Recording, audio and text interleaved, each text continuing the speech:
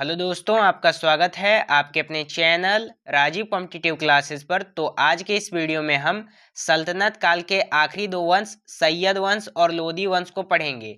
पहले हम पूरा टॉपिक को अच्छे रूप से समझेंगे और लास्ट में प्रीवियस ईयर क्वेश्चन भी कवर करेंगे। तो पहले आप पूरा वीडियो को देखें और लास्ट में प्रीवियस ईयर क्वेश्चन जरूर अटेम्प्ट करें। तो चलिए बिना देरी किए हुए वीडियो को शुरू करते हैं। हम इस वीडियो को स्टार्ट करते हैं। तो जैसा कि मैंने आप लोगों को पहले बताया था कि दिल्ली सल्तनत में 1206 से लेकर 1526 ईस्वी तक चला। इसमें 5 साम्राज्य ने शासन किया था, यानी 5 सल्तनत ने शासन किया था। सबसे पहले हमने गुलाम वंश के बारे में पढ़ लिया था। गुलाम वंश का संस्थापक कुतुबुद्दीन ऐबक था, जो कि 1206 ईस्वी से लेकर 1290 ईस्वी तक चला था। उसके बाद फिर खिलजी वंश का स्थापना हुआ था। खिलजी वंश का जो संस्थापक था ये जलालुद्दीन खिलजी था। खिलजी वंश जो चला था ये 1290 से 1320 ईस्वी तक चला। फिर हमने तुगलक वंश को देखा। तुगलक वंश 1320 ईस्वी से लेकर 1414 ईस्वी तक चला था। इसका संस्थापक जो था, इस वंश का संस्थापक मोहम्मद बिन तुगलक था। इसके बाद फिर सैयद वंश और लोदी वंश के बारे में आज के इस वीडियो में हम लोग पढ़ेंगे। तो सैयद वंश में हम लोग खिज़िर खां के बारे में पढ़ेंगे, मुबारक शाह के बारे में पढ़ेंगे, मोहम्मद शाह के बारे में पढ़ेंगे और अलाउद्दीन आलम शाह के बारे में पढ़ेंगे। वैसे ही लोदी वंश भी 2-3 शासक थे इसमें। सबसे पहले बहलोल लोदी, फिर सिकंदर लोदी और फिर इब्राहिम लोदी। तो इन सभी शासकों के बारे में डिटेल पूर्वक इसी वीडियो में हम लोग पढ़ेंगे। पहले हम लोग सैयद वंश को पढ़ते हैं। सैयद वंश का जो शासनकाल था ये 1414 ईस्वी से लेकर 1451 ईस्वी तक था। सैयद वंश का संस्थापक खिज़िर खां था। इसमें 4 महत्वपूर्ण शासक आए थे। सबसे पहले मुबारक शाह यानी कि खिज़िर खां, उसके बाद फिर मुबारक शाह, फिर मोहम्मद शाह और फिर आलम शाह। खिज़िर खां का शासनकाल 1414 से 1421 ईस्वी तक था। फिर मुबारक शाह का 1421 से 1434 था। फिर मोहम्मद शाह का 1434 से 1443 था और फिर आलम शाह 1443 से 1451 था। सबसे पहले सैयद वंश में हम खिज़िर खां के बारे में पढ़ेंगे। खिज़िर खां का शासनकाल 1414 से लेकर 1421 ईस्वी तक था। तो सैयद वंश का जो संस्थापक था ये खिज़िर खां था। उसने सुल्तान की उपाधि धारण नहीं की थी, बल्कि रैयत ए आला की उपाधि से ही वह तैमूर के पुत्र शाहरुख को निरंतर भेंट और राजस्व भेजता था। उसने कई वर्षों तक शाहरुख नाम का खुतबा भी पढ़ा। उसकी मृत्यु 20 मई 1421 ईस्वी को दिल्ली में हुई। उसके बाद फिर खिज़िर खां ने अपने पुत्र यानी खिज़िर खां ने अपने पुत्र मुबारक शाह को अपना उत्तराधिकारी घोषित किया। खिज़िर खां तैमूर लंग का सेनापति था। तैमूर ने भारत से लौटते समय खिज़िर खां को लाहौर, मुल्तान और दीपालपुर का सूबेदार नियुक्त किया। खिज़िर खां के बाद दिल्ली सल्तनत का जो शासक बना था ये मुबारक शाह बना था। मुबारक शाह का जो शासनकाल था ये 1421 ईस्वी से लेकर 1434 ईस्वी तक था। खिज़िर खां ने तो सुल्तान की उपाधि नहीं ली थी, परंतु उसके पुत्र ने सुल्तान की उपाधि ली थी और साथ ही साथ उसने शाही नमक उपाधि भी ली थी। तो यहाँ से भी कई बार एग्जाम में प्रश्न पूछे जाते हैं कि सैयद वंश में ऐसा कौन सा शासक था जिसने शाही नमक की उपाधि ली थी। तो मुबारक शाह ने ली थी, जो कि खिज़िर खां का पुत्र था। इसके दरबार में एक इतिहासकार रहता था जिसका नाम था अहमद सरहिंदी। उसने मुबारक शाह के ऊपर एक पुस्तक की रचना की थी। उस पुस्तक का नाम तारीख ए मुबारक शाही था, जो कि 34 पेजों में बना हुआ था। तो यहाँ से कई बार एग्जाम में प्रश्न पूछे जाते हैं कि तारीख ए मुबारक शाही की रचयिता कौन है। तो ये कौन है? तो ये अहमद सरहिंदी है। इसने मुबारकाबाद नामक नगर की स्थापना की थी। इसने भटिंडा और दोआब क्षेत्र में हुए विद्रोहों को सफलतापूर्वक दबाया। इसके वजीर द्वारा इसकी हत्या करवा दी जाती है। फिर मोहम्मद शाह शासक बना था। मोहम्मद शाह का जो शासनकाल था ये 1434 से 1443 ईस्वी तक था। मोहम्मद शाह के बाद उसका भतीजा मोहम्मद शाह अगला सुल्तान बना। मोहम्मद शाह का वास्तविक नाम मोहम्मद बिन फरीद खान था। इसके समय 1440 ईस्वी में मालवा के शासक महमूद शाह खिलजी ने दिल्ली पर आक्रमण किया और 3 दिनों के भीषण युद्ध के बाद दोनों में संधि हो गए और महमूद शाह खिलजी वापस मालवा चला गया। इसके बाद अलाउद्दीन आलम शाह शासक बना। इसका शासनकाल 1443 ईस्वी से लेकर 1451 ईस्वी तक था। अलाउद्दीन आलम शाह सैयद वंश का अंतिम शासक था। आलम शाह का वजीर था जिसका नाम हमीद खान था।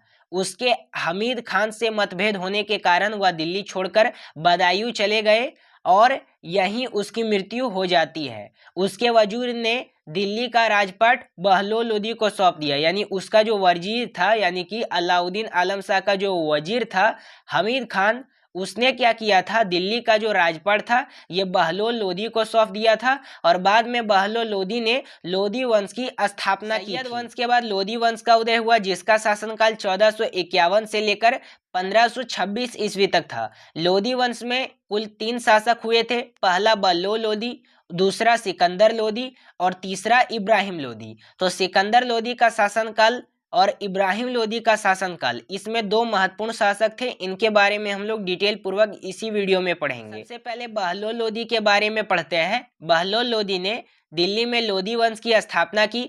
मध्यकालीन भारत में प्रथम अफगान राज्य की स्थापना लोदियों ने ही की थी। तो यहाँ से भी कई बार एग्जाम में प्रश्न पूछे गए हैं कि प्रथम बार भारत में अफगान राज्य की स्थापना किसने की थी, तो बहलोल लोदी ने की थी। दिल्ली गद्दी पर बैठने वाला प्रथम अफगान शासक बहलोल लोदी ही था। वह बलोल शाही गाजी के नाम से दिल्ली के सिंहासन पर बैठा। वह अफगानों की एक महत्वपूर्ण शाखा शाहू खेल से संबंधित था। उसकी महत्वपूर्ण सफलता जौनपुर राज्य को दिल्ली सल्तनत में मिलाना था। बहलोल ने बहलोली सिक्के चलवाए जो अकबर के पहले तक उत्तर भारत में विनिमय का मुख्य साधन बना रहा। वह अमीरों को मसनद ए अली पुकारता था। उसका अंतिम आक्रमण ग्वालियर पर हुआ। ग्वालियर से वापस आते हुए जलाली के निकट जुलाई 1489 ईस्वी में उसकी मृत्यु हो गई। तो यहाँ से प्रश्न पूछा जाता है, सबसे पहले बहलोल लोदी का जो शासनकाल था ये 1451 से लेकर 1489 ईस्वी तक था, लेकिन बाद में जुलाई 1489 ईस्वी में बहलोल लोदी की मृत्यु हो जाती है और उसके बाद इसका पुत्र जो कि सिकंदर लोदी अगला सुल्तान बनता है। लोदी के बाद अगला शासक सिकंदर लोदी बना। सिकंदर लोदी का शासनकाल 1489 ईस्वी से लेकर 1517 ईस्वी तक था। बहलोल लोदी की मृत्यु के बाद उसका पुत्र निजाम खां सुल्तान बना। सिकंदर शाह के नाम से 17 जुलाई 1489 ईस्वी को दिल्ली का शासक बना। उसने आगरा का नवीन नगर बसाया जहां पर बादलगढ़ का किला का निर्माण कराया। तो यहाँ से प्रश्न पूछा जाता है कि बादलगढ़ का किला का निर्माण किसने करवाया था, तो सिकंदर लोदी ने करवाया था। और कहाँ करवाया था, तो ये आगरा में करवाया था। 1506 ईस्वी में आगरा सिकंदर लोदी की राजधानी बनी। सिकंदर लोदी गुलरुखी के अपनाम से फारसी में कविताएं लिखता था। समय में गायन विधा के एक श्रेष्ठ ग्रंथ लज्जात ए सिकंदर शाही की रचना हुई। उसने एक आयुर्वेदिक ग्रंथ का फारसी में अनुवाद कराया जिसका नाम फरहंदे सिकंदरी रखा गया, यानी सिकंदरी रखा गया। उसने नाप के लिए पैमाना गज ए सिकंदरी प्रारंभ किया जो 30 इंच का होता था। तो लजात ए सिकंदर शाही की रचना हुई थी सिकंदर लोदी गुलरुखी के उपनाम पे। सिकंदर लोदी पहला ऐसा शासक था जिसने कविता लिखना शुरू किया था। सिकंदर ने अनाज पर जकात लेना बंद करवाया। उसने ब्राह्मणों से जजिया लेना पूर्ण शुरू किया। उसने नगरकोट के ज्वालामुखी की मूर्ति को तोड़कर उसके टुकड़ों को मांस तोलने के लिए कसाईयों को दे दिया।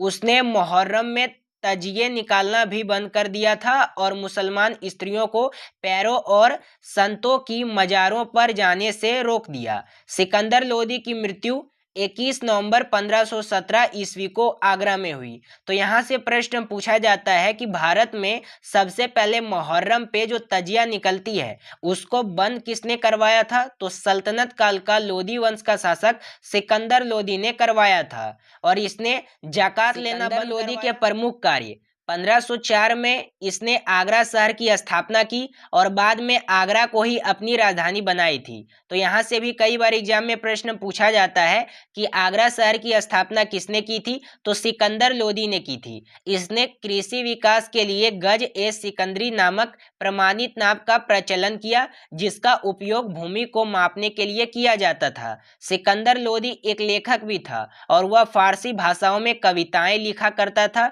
लेकिन वह अपने नाम से कविताएं नहीं लिखता था। उसने कविताएं लिखने के लिए गुलरुखी नामक उपनाम रखा हुआ था। तो यहाँ से प्रश्न पूछा जाता है कि सल्तनत काल में ऐसा कौन सा शासक था जो कि कविताएं लिखता था, तो सिकंदर लोदी लिखता था और वो अपना नाम से नहीं लिखता था बल्कि गुलरुखी के नाम से लिखता था। वह हिंदू धर्म और इस्लाम धर्म दोनों धर्मों को एक नज़र से देखता था और जिस भी धर्म में इसे यानी कि उसे कोई कार्य अच्छा नहीं लगता था तो वह उस कार्य पर प्रतिबंध लगवा देता था। सिकंदर लोदी के बाद इसका पुत्र इब्राहिम लोदी शासक बना था। इब्राहिम लोदी का शासनकाल 1517 ईस्वी से लेकर 1526 ईस्वी तक था। यह दिल्ली सल्तनत तथा लोदी वंश का अंतिम शासक था और अफगान वंश का भी अंतिम शासक था। इब्राहिम लोदी सिकंदर लोदी का पुत्र था जो लोदी वंश का अंतिम शासक था। प्रमुख अफगान सरदार दौलत खां लोदी यानी दौलत खां लोदी पंजाब का सूबेदार और इब्राहिम लोदी का चाचा आलम खां ने इब्राहिम की सत्ता को समाप्त करने के उद्देश्य से काबुल के शासक बाबर को भारत पर आक्रमण करने के लिए आमंत्रित किया। तो यहाँ से हर एक एग्जाम में प्रश्न पूछे जाते हैं, कोई भी एग्जाम हो उसमें ये प्रश्न पूछे जाते हैं कि बाबर को यानी काबुल का जो शासक था बाबर, उसको भारत पे आक्रमण करने के लिए किसने आमंत्रित किया था। तो सबसे पहला पंजाब का सूबेदार किया था जिसका नाम दौलत खां लोदी था और दूसरा आलम खां जो कि इब्राहिम लोदी का चाचा था। फिर 21 अप्रैल 1526 ईस्वी को बाबर और इब्राहिम लोदी के बीच पानीपत का प्रथम युद्ध हुआ जिसमें इब्राहिम की पराजय हुई और वह युद्ध स्थल में मारा गया। बाबर ने युद्ध में तोपों का प्रयोग किया और भारत में पहली बार तोपों का प्रयोग हुआ था। तो यहाँ से प्रश्न पूछा जाता है कि भारत में पहली बार तोपों का प्रयोग हुआ था, कब हुआ था, तो 21 अप्रैल 1526 ईस्वी को हुआ था पानीपत का प्रथम युद्ध में बाबर के द्वारा। और यहाँ से बाबर जो था ये इब्राहिम लोदी को मार देता है युद्ध स्थल में। इसके दो प्रमुख तोपची थे जिनका नाम अली और मुस्ताफा था। इसी पद्धति और तोपों के प्रयोग से छोटी सेना होने के बाद भी इसने इब्राहिम लोदी की विशाल सेना को हरा दिया। इब्राहिम लोदी युद्ध में मारा गया और वह युद्ध सल्तनत का आखिरी शासक होने के साथ साथ पहला ऐसा दिल्ली सल्तनत का सुल्तान भी बना जो युद्ध में मारा गया था। इब्राहिम लोदी की मृत्यु से लोदी वंश एवं दिल्ली सल्तनत समाप्त हो गया और भारत में मुगल सत्ता की स्थापना हुई। तो उधर हमने जो भी पढ़ा वो हमने चैप्टर डिस्कशन किया। अब यहाँ से हम लोग प्रीवियस ईयर क्वेश्चन देखेंगे। सबसे पहला प्रश्न है कि सैयद वंश का अंतिम शासक कौन था। तो सैयद वंश का अंतिम शासक, इसका राइट आंसर ए हो जाएगा, अलाउद्दीन आलम शाह। सैयद वंश का संस्थापक खिज्र खां किसका सेनापति था। तो इसका जो राइट आंसर हो जाएगा ये ए हो जाएगा, तैमूर लंग। सैयद वंश ने किस वंश को समाप्त कर दिल्ली प्रशासन प्राप्त किया था। तो इसका राइट आंसर हो जाएगा ऑप्शन ए, तुगलक वंश का। आगे प्रश्न है कि सैयद वंश का संस्थापक कौन था। तो सैयद वंश का संस्थापक option D right answer Khizr Khan था। सैयद वंश का अंत किस वर्ष हुआ था। तो सैयद वंश का अंत 1451 ईस्वी में हुआ था। Option A right answer. किस सैयद वंशी शासक के शासनकाल में भंडिका तथा दोआब में विद्रोह हुआ था। तो ये किसके शासनकाल में हुआ था, ये हुआ था मुबारक शाह के शासनकाल में। आगे प्रश्न है कि लोदी वंश का संस्थापक था। तो इसका राइट आंसर हो जाएगा ऑप्शन ए, बहलोल लोदी। किसने गुलरुखी उपनाम से अपनी कविताओं की रचना की। तो इसका जो राइट आंसर हो जाएगा ये हो जाएगा सिकंदर लोदी। किसने आगरा की स्थापना की। तो इसका जो राइट आंसर हो जाएगा ये हो जाएगा सिकंदर लोदी ने। तो फाइनली दोस्तों आज का टॉपिक हमारा कंप्लीट होता है। आज के इस टॉपिक में हमने सैयद वंश और लोदी वंश के बारे में कवर किया और हमने पूरा दिल्ली सल्तनत को कवर कर लिया है। अगर आपने मिडाइवल हिस्ट्री का प्लेलिस्ट में जाकर उन सभी वीडियो को नहीं देखा है तो ज़रूर एक बार जाके देख लीजिएगा। चैनल पे अगर आप पहली बार विजिट किए हो चैनल को सब्सक्राइब कर लीजिएगा, बेल आइकन को प्रेस कर लीजिएगा ताकि ऐसे ही इम्पोर्टेंट टॉपिक आप लोगों को मिलता रहे। रहे। अगर आपको इसका नोट्स PDF चाहिए तो टेलीग्राम चैनल का लिंक डिस्क्रिप्शन में दे रखा है, उसके थ्रू आप लोग टेलीग्राम ग्रुप को ज्वाइन करके सभी PDF और नोट्स को डाउनलोड कर सकते हो और अपनी तैयारी को सफल बना सकते हो। धन्यवाद दोस्तों, फिर मिलते हैं कोई अगले टॉपिक के साथ।